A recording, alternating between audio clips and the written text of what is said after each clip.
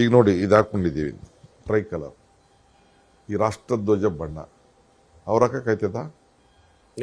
ಈಗ ಇನ್ನೊಂದು ಚರ್ಚೆ ಆಗ್ತಿದೆ, ಎಸ್.ಎಂ. ಕೃಷ್ಣರವರು ಸಾಲು ಆಗ್ತಿದ್ರಲ್ಲ, ಡಿ.ಕೆ. ಶಿವಕುಮಾರ್ ಆ ಸಾಲು ಆಗ್ತಿದ್ದಾರೆ, ಫಾಲೋ ಮಾಡ್ತಿದ್ದೀರಾ? ಅದು ಇಷ್ಟ ನಿಮಗೆ ಸಾಲು?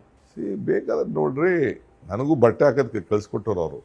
ನಾನು ಬಟ್ಟೆ ಭಾಳ ದೊಡ್ಡದೊಗಳೆ ಅವು ಇವು ಹಾಕುತ್ತಿದ್ದೆ. ಅವ್ರ ಫ್ರೆಂಡ್ ಆಟಿನ ಅಂತಿದ್ರು, ನಮಗೂ ಸ್ನೇಹಿತರು.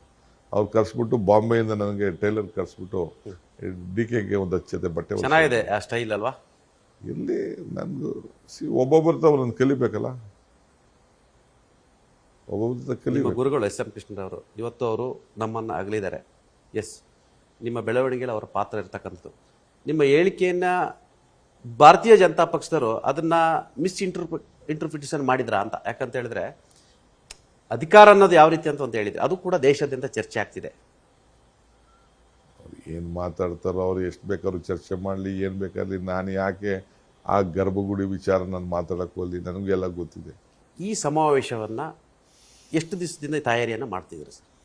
ನಾನು ಇದನ್ನು ಆಗಲೇ 6 ತಿಂಗಳಿಂದನೇ ನಾನು ಇದಕ್ಕೆ ನಮ್ಮ ACC ಮುಂದೆ ಮಾಡಿ ನೀವೇ ಪ್ರಸ್ತಾವನೆ ಕೊಟ್ರಿ? ನಾನೇ ಪ್ರಸ್ತಾವನೆ ಕೊಟ್ಟಿದ್ದು, ನಾನೇ ಇದಕ್ಕೆ ವಿಚಾರನ ಇಳಿಸಿದ್ದು. ಅದಕ್ಕೆ ನಾನು ಗಾಂಧಿ ಭವನದಿಂದ ಗಾಂಧಿ ಸ್ಟ್ಯಾಚ್ಯೂವರೆಗೂ ಎಲ್ಲ ವಿದ್ಯಾರ್ಥಿಗಳ ಸಮೇತ ನಮ್ಮ ಮುಖ್ಯಮಂತ್ರಿ ಸಮೇತ ನಡಿಗೆ ಮಾಡ್ದು. ಅದಾದಮೇಲೆ ಗಾಂಧಿ ಸ್ಟ್ಯಾಚ್ಯೂಯಿಂದ ಇದನ್ನು ಭಾರತ್ ಜೋಡೋ ಭವನವರೆಗೂ ನಡೆಸ್ತು.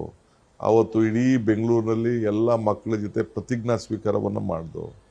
ಅವೆಲ್ಲ ಕೂಡ ಇದೆ. ಸೊ ಇದು ಇಡೀ ವರ್ಷ ತೆಗೆದುಕೊಂಡು ಹೋಗ್ತೀವಿ. ಸರ್ಕಾರನೂ ಮಾಡ್ತದೆ, ಪಕ್ಷನೂ ಮಾಡ್ತದೆ.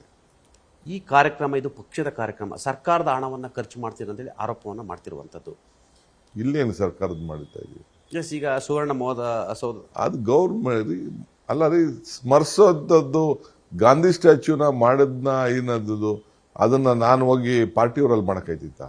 ಇನ್ವೈಟ್ ಮಾಡಿದ್ರೆ ಸರ್ ಆಪೋಸಿಷನ್ ಪಾರ್ಟಿ ಎಲ್ಲ ಪಾರ್ಟಿಯವ್ರಿಗೂ ಇನ್ವೈಟ್ ಮಾಡಿದ್ವಿ. ನೀವೇ ನನ್ನ ಎದುರುಗಡೆನೆ ಚೀಫ್ ಮಿನಿಸ್ಟರ್ಗೆ, ನನ್ನ ಎದುರುಗಡೆನೆ ನಾರಾಯಣ ಸ್ವಾಮಿ ಅವ್ರಿಗಿರ್ಬೋದು, ಇವ್ರಿಗೆ ನಮ್ಮ ಹೊರಟಿ ಸಾಹೇಬ್ರಿಗಿರ್ಬೋದು, ಅಶೋಕ್ ಸಾಹೇಬ್ರಿಗಿರ್ಬೋದು, ಪರ್ಸನಲ್ ಆಗಿ ಫೋನ್ ಮಾಡಿ ರಿಕ್ವೆಸ್ಟ್ ಮಾಡಿ ಇನ್ವೈಟ್ ಮಾಡ್ತೀರಾ ಸರ್? ನಮ್ಮ ಚಾನಲ್ ಮಾಡಿದೀವ್ರಿ, ಅವ್ರಿಗೆ ಅಫಿಷಿಯಲ್ ಆಗಿ ಮಾಡಿದ್ದೀವಿ.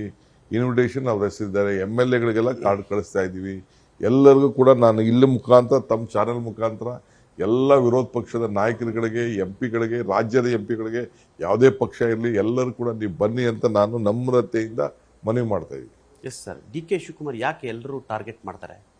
ನಿಮ್ಮನ್ನೇ ಯಾಕೆ ಟಾರ್ಗೆಟ್ ಮಾಡ್ತಾರೆ? ಒಳ್ಳೆ ಹೋರಾಟಗಾರ, ಒಳ್ಳೆ ಸಂಘಟಕಾರ. ಡಿ.ಕೆ. ಶಿವಕುಮಾರ್ ಮೇಲೆ ಕಣ್ಣು, ಹಣ್ಣು ಮೇಲೆ ಎಲ್ಲ ಕಲ್ಲು ಹೊಡಿತಾರಲ್ಲ, ಒಂದು ಕಲ್ಲಾದರೂ ಸರಿ. BJP ಕಲ್ಲು, JDS ಕಲ್ಲು, ಪಾಪ ಕಾಂಗ್ರೆಸ್ನ ಕಲ್ಲುಗಳು, ಈ ಹೊಡೆತ ಎಲ್ಲ ತಡ್ಕೊಂಡು ಹೆಂಗೆ ಸರ್ವೇ ಆಗ್ತಿದ್ದೀರಾ? ಈಗ ಮಾವಿನ ನೋಡಿದಿರಾ? ಮಾವಿನಕಾಯಿ ಕೆಂಪಾದ್ರೆ ಮಾತ್ರ ಕಲ್ಲು ಹೊಡಿತಾರೆ, ಹಸಿರಿದಾಗ ಯಾರಾದ್ರೂ ಮುಟ್ಟಕ್ಕೆ ಹೋಗೋದಿಲ್ಲ. ಹಂಗೆ ಪ್ರತಿ ಸಂದರ್ಭದಲ್ಲೂ ಕೂಡ ನೀವು ಲಕ್ಷಣವಾಗಿದ್ದರೆ ನಿಮ್ಮನ್ನ ನೋಡ್ತಾರೆ. ಹಂಗೆ ಅದನ್ನೇ